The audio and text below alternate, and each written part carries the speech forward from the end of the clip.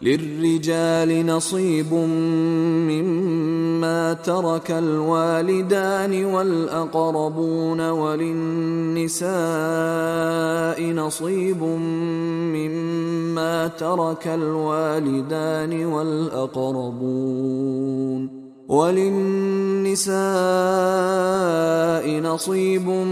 مما ترك الوالدان والأقربون مما قل منه أو كثر نصيبا مفروضا.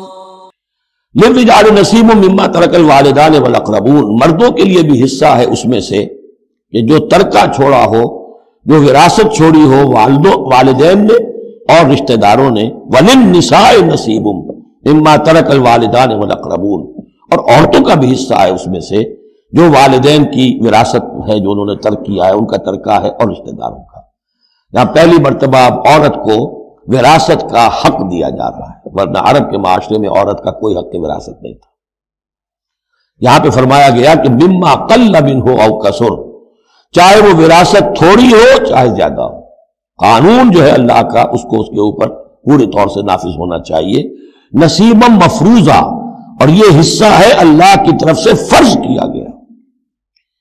اب میں آپ کو نوٹ کراؤں گا کتنی مرتبہ یہ تاکید ہو رہی ہے اس قانون وراثت کی، اور آپ اگر ساتھ ہی دیکھتے رہیں کہ کتنی دھجیاں اس کی بکھرتی ہیں ہمارے معاشرے کے اندر، کوئی ان کا لحاظ نہیں.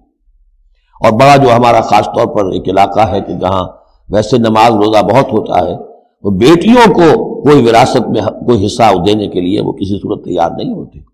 شریعت کے کچھ چیزیں جو ہیں وہ بہت اہم ہیں، اور شریعت کی یہ چیزیں جو ہیں کس قدر تاکید کے ساتھ آ رہی ہیں، یہ کہتے ہیں یہ رواج کے تحت ہوگا.